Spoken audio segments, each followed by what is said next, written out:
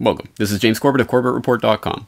And I'm James Evan Pilato of MediaMonarchy.com, and we both welcome you back to another important episode of The New World Next Week, where we'll begin with the question, did the Fed launder $141 billion through Belgium, and did they do it to hide not the tapering that they claim, but the massive increase in quantitative easing?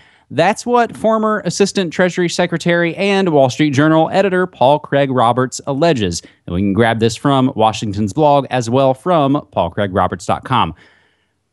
From November 2013 through January 2014, Belgium, with a GDP of $480 billion, purchased $141 billion of U.S. Treasury bonds.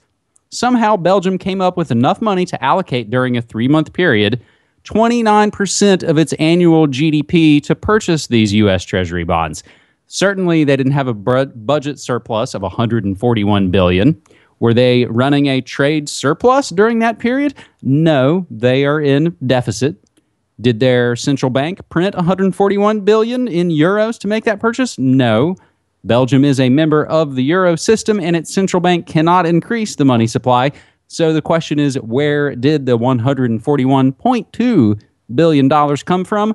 Paul Craig Roberts alleges there is only one source, and that is the Federal Reserve. And the purchase was laundered through Belgium in order to hide the actual fact that the Federal Reserve bond purchases during November 2013 through January 2014 were $112 billion per month. So this seems all complicated. But in other words, during those 3 months, there was a rise in bond purchases by the Fed. The Fed's actual bond purchases for those 3 months are $27 billion per month above the original $85 billion, and on and on. Why did they do this? That's the main question. And again, like anything, we include all the links for you guys to go follow this and do the research for yourself.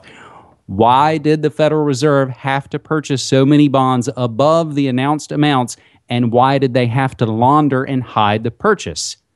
Again, Craig Roberts alleges some country or countries unknown at this time for reasons we do not know yet dumped $104 billion in U.S. Treasuries in 1 week. James, is this anything we can point to, and there will be relateds that we'll also mention, to show what's going on in the world funny money system?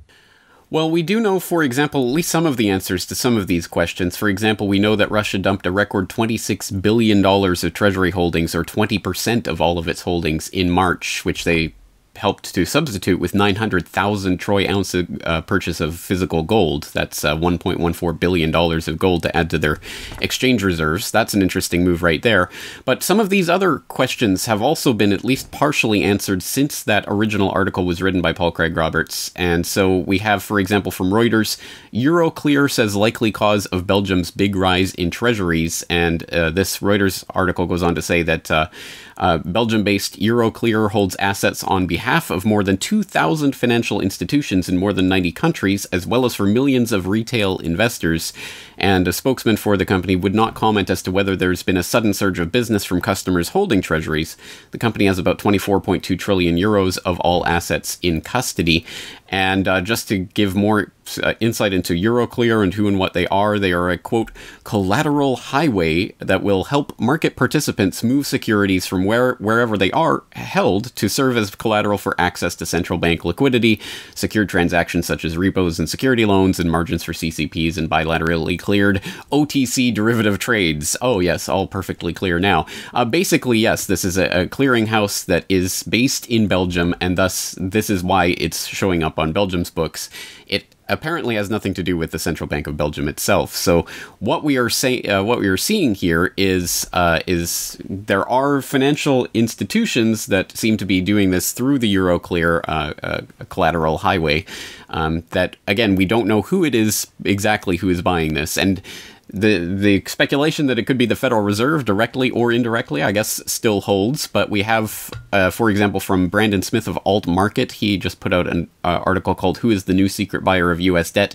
in which he speculates it's the IMF and or BIS, Bank for International Settlements, that are purchasing U.S. Treasuries through the back door as part of a plan to eventually crash the U.S. Debt market by dumping them all at once, and as part of the Bretton Woods 2 that's going to come along at some point and rejigger the global financial economy to basically get rid of the dollar as the world reserve.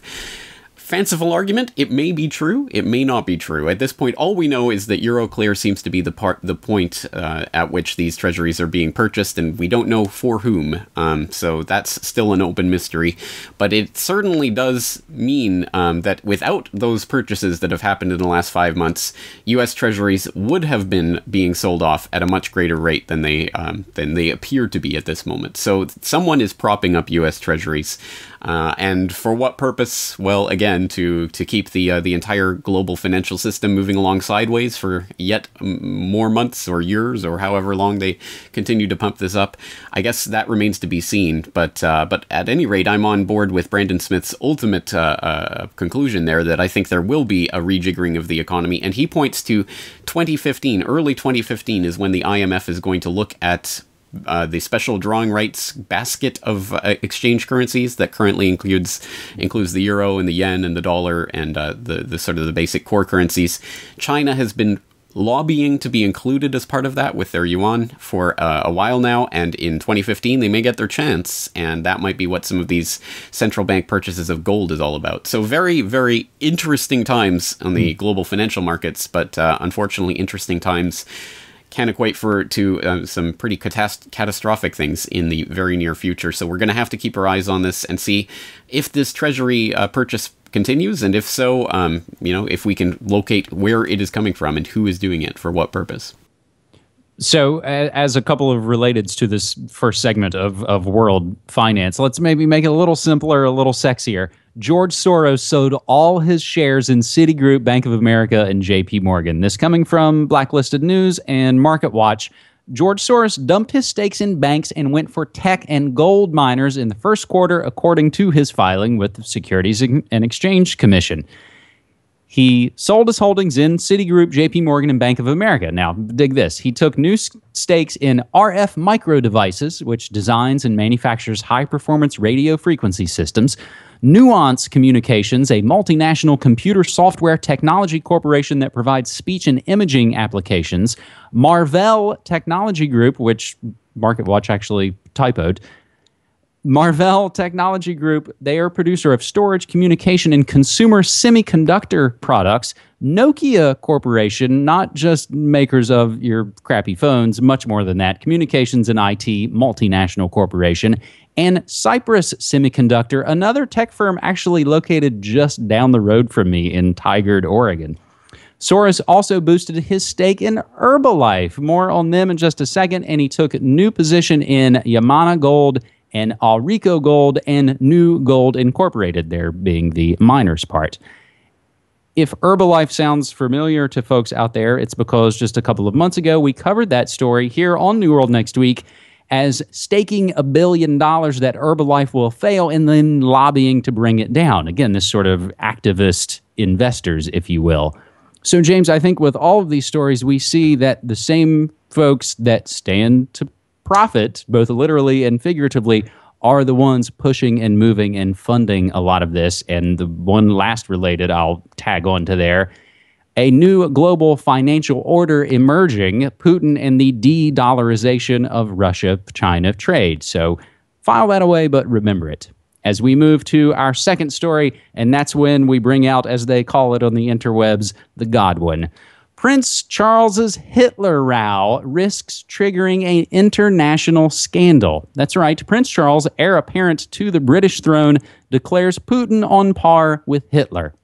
The prince caused controversy when he told a woman in Canada that the Russian president is doing just about the same as Hitler in annexing Crimea to the Ukraine. In the Ukraine, rather. Charles, who is scheduled to meet Vladimir Putin at the D-Day commemorations in France on June 6th, just a couple of weeks away, made his well-intentioned but unguarded comment during a visit to the Canadian Museum of Immigration in Halifax, Nova Scotia. It was heard by several witnesses. Mrs. Marianne Ferguson, whom Charles was speaking to and who had fled the Holocaust with her family, losing some, said, quote, "I must say that I agree with him, and I'm sure a lot of people do. I was very surprised that he made the comment, as I know they aren't meant to say these things, but it was very heartfelt and honest." So there are several other links that will include Prince Charles should abdicate after comparing Putin to Hitler, says one MP in the UK. Meanwhile, other MPs are fiercely defending him. And James, why is this story such an ironic chuckle? Well, let's get to that in a moment, but first we should also point out that this is just part of a continuing series of such statements. For example, back in March, Hillary Clinton herself said that there are echoes of Hitler in Putin's annexation of Crimea. And back in April, Forbes.com contributor Paul Johnson made a similar claim. Is Vladimir Putin another Adolf Hitler? So just like clockwork, here's May's contribution to the latest boogeyman pylon, which we see in the wake of, or in the lead up to every international confrontation in our modern era. And it's so predictable. It is absolutely, I mean, it's just atrociously boring at this point. Oh, he's another Hitler. Is he? Tell us again. So again, this is not surprising that this has been brought out at all. But yes, you're right. It's particularly ironic that the royals are now comparing Putin to Hitler, given that the royals were, of course, unabashedly supporters of Hitler and the Nazi regime, including, of course, not only Prince Charles's father, Prince Philip, who was buddy-buddy with the Nazis and appeared at various wedding festivities flanked by Nazis and things of this nature, but also Prince Charles's son, Prince Harry, who showed up at a party wearing a swastika. Because, oh, isn't that so funny and wacky? So yeah, please, Mr. Charles, tell us again who's just like Hitler. I think that's the thing. So basically, you break it down, and I'll include a years-old article from Lee Rogers that notes the British monarchy has its roots in Nazism, or perhaps vice versa. That the British monarchy, combined with London banksters, helped fund Hitler and build up the Nazi war machine. Why? To fight Russia and to consolidate power, which will bring us back to the very beginning of all of these things that we see with the first two stories, one feeding the other. James, I don't think there's anything left to do but perhaps look at some good news in our third and final segment. And that's sometimes how we've been doing it more often than not anymore here on New World Next Week, because we find both, I think, ourselves and all the folks out there, the audience and the folks who help give us content, by using hashtag New World Next Week or even hashtag Good News Next Week. It can't be bad news all the time, and we have to try and celebrate some of these victories, small or pyrrhic as they may seem sometimes. So we'll begin again in my own backyard. We'll call this the Good News Next Week U.S. Selections Edition. 2 Oregon counties ban GMO crops amid U.S. labeling uproar. Even Reuters reported voters in 2 small Oregon counties on Tuesday approved controversial ballot measures to ban the cultivation of genetically engineered crops within their boundaries. Also, the Washington Times noted residents in a southwest Oregon county voted emphatically to ban genetically engineered crops following a campaign that attracted a bushel of out-of-state money. A pair of competing campaigns, meaning the pro and the con, raised $1.3 million to sway Jackson County's 120,000 registered voters. $1 million of that, the lion's share of that money, was raised to defeat the proposed ban. Who were the companies? Monsanto, Syngenta, and DuPont that combined to contribute nearly $400,000. They spent $1 million to try and convince the people there, the farmers there, what they should do. There are other links, and even Russia Today covered it. There's a video report, and it's something I actually talked about briefly with a guest I interviewed today on my own Food World Order, the author Vicki Robin, who has a book called Blessing the Hands That Feed Us, about eating locally. So, James, some of our other positive notes: as Common Core becomes a punchline, critics win battles nationwide. That comes from thenewamerican.com. South Carolina lawmakers pass bill effectively nullifying the federal hemp ban. And, not a selection note, But after the bin Laden backlash, the Central Intelligence Agency has promised, James, no more vaccination campaigns for spying. Any thoughts on that? Yay! Wow, they're not going to do fake vaccination campaigns, or at least not that they'll tell us about. Yeah, interesting. Well, I would just like to draw people back to that Washington Times article we were reading from about the Oregon Improves GMO ban, because again, encoded in the language of this is the type of propaganda which now is the mainstream norm, and this is just included in every story on the matter. So for example, they say towards the end of the article, though genetically engineered crops are common and no mainstream science has shown they are unsafe, opponents contend GMOs are still experimental and promote the use of pesticides. They say more testing is needed, as if all of these things are random weird assertions coming out of nowhere by these faceless opponents who we are of course supposed to differentiate ourselves from.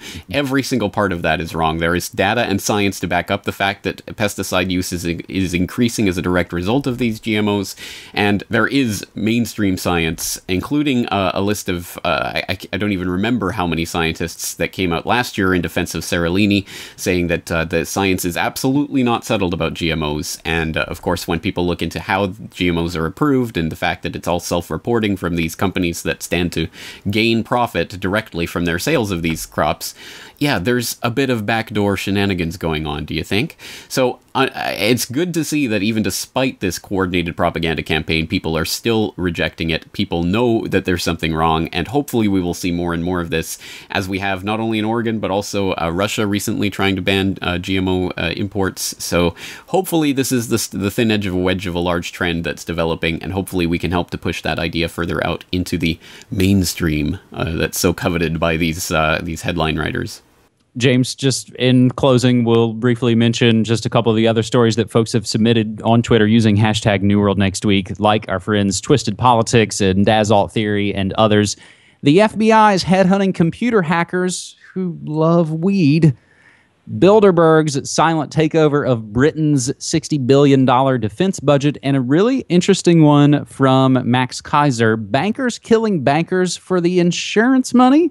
And another look at 9/11, as James will also note that, I don't have this in the notes, the guilty plea, or rather the guilty verdict just recently on Abu Hamza. That's what it is. I'll add that to the note, and that therefore updates other stories we've tracked on New World Next Week. Excellent stuff, and I'm looking forward to listening to that Food World Order interview. So on that note, let's wrap it up there. James, looking forward to next week. All right, thanks so much.